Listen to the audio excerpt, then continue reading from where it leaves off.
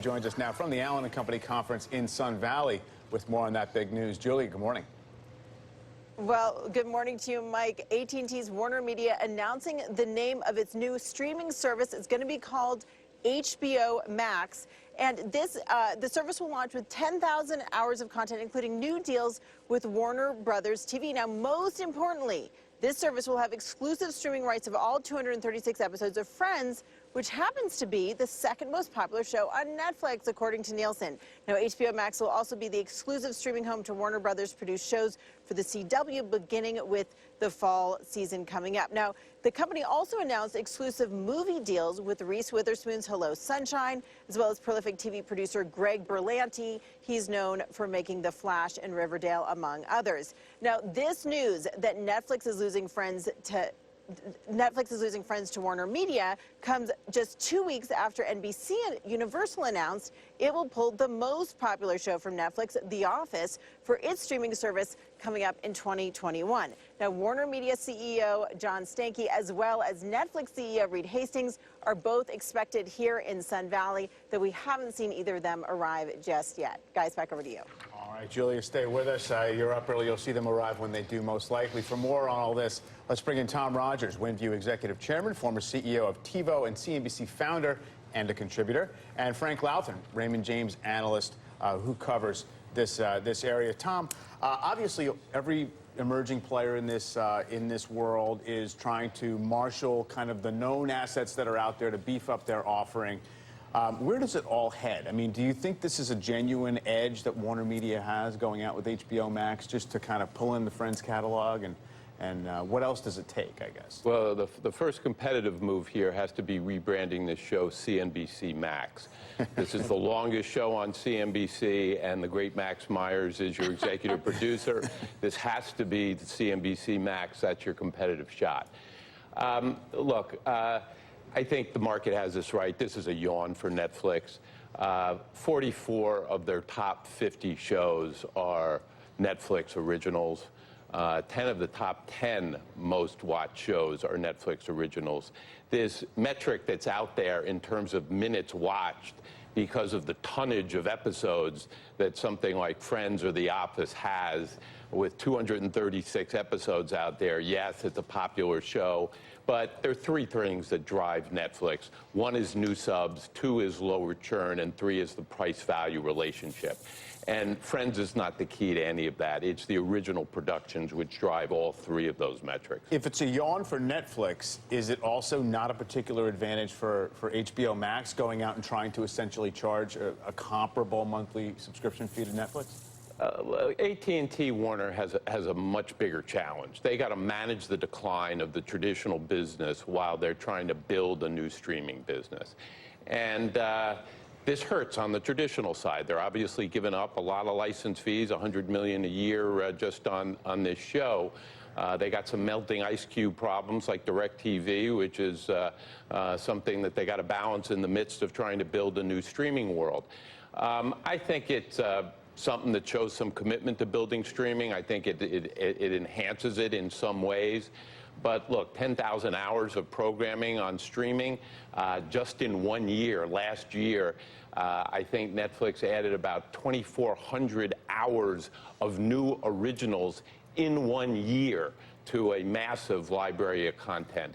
There are a lot of arms dealers out there, studios that are going to be willing to sell their shows to Netflix still, who are not in the streaming business themselves and therefore don't have the conflict. Netflix picking up this kind of content elsewhere is not going to be their biggest issue. Frank, for AT&T, I mean, it would seem a logical move. It's sort of within the company. They have to pay for the Friends rights. But how do you size up the HBO offering here?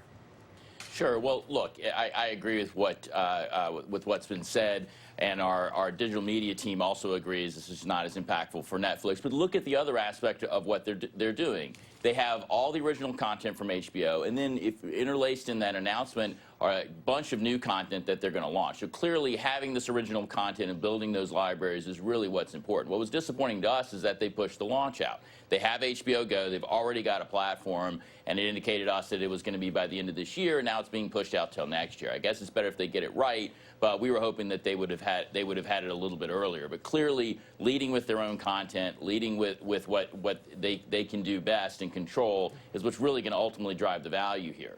Julia, you know, at the bottom, at the end of the day, I should say, it only matters whether or not Netflix will lose subscribers, correct, by losing these shows. But at the same time, you know, this might provide subscribers a window of time to cut their subscription to Netflix and switch over to other services if they don't have those sort of the #1 and #2 shows to sort of help keep them sticking around in between House of Cards and Orange is the New Black and all those great originals.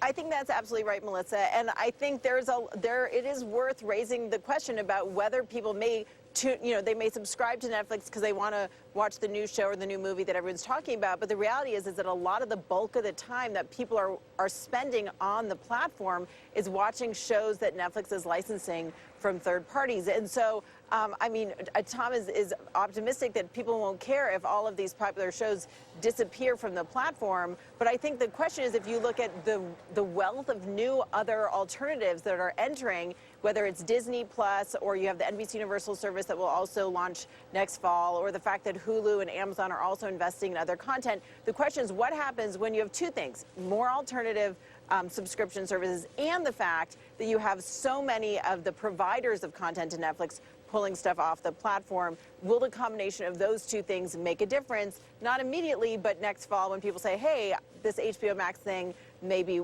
have more to it than what I was getting from Netflix, or if there's just might be Netflix fatigue. So there is so much pressure on Netflix to continue to spend billions and billions of dollars on content while they're fighting with the fact that they're losing some of their sort of core licensed properties. But that's the point. They can spend billions and billions on content. They're spending about $15 billion this year, the majority on originals.